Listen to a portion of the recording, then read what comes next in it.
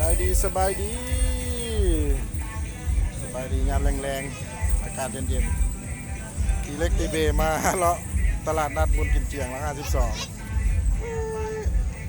เล็กเอ้ย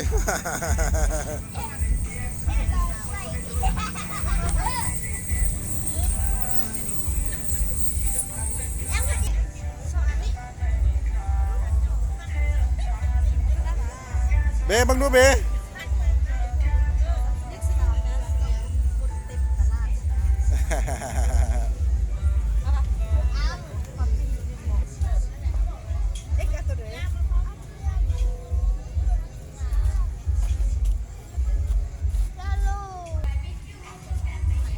เอาพื้นได้หัน พี่เล็กเบซื้อบ็อกเซอร์ว่ะ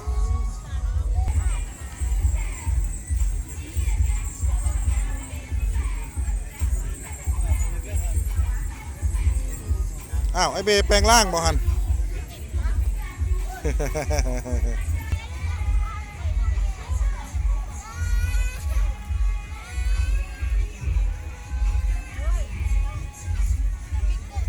สงสัยมีความซื่นชอบทั้งพี่มาเอาตัวใดมาคนน่ะใส่แล้วแปลงร่างได้ปะ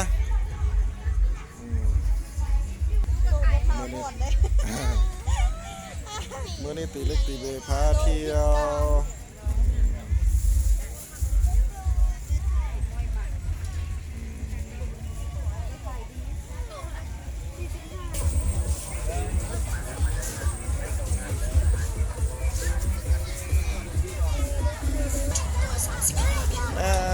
สาวจันมาซื้อเลยสาวจันนุ่งได้โบราณนะ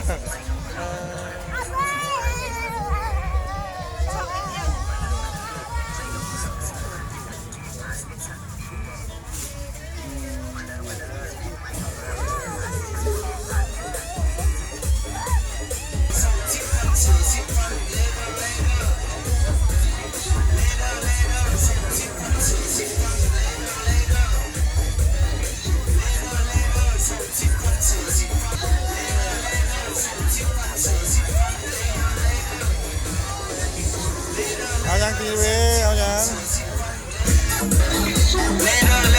ส่ง10,000เสือ10,000เลเดอร์ตีเล็กตีเบพาแซบแคมทาง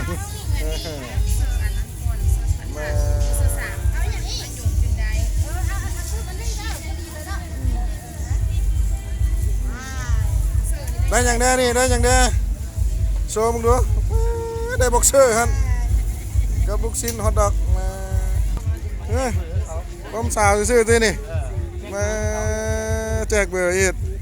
ธรรมดา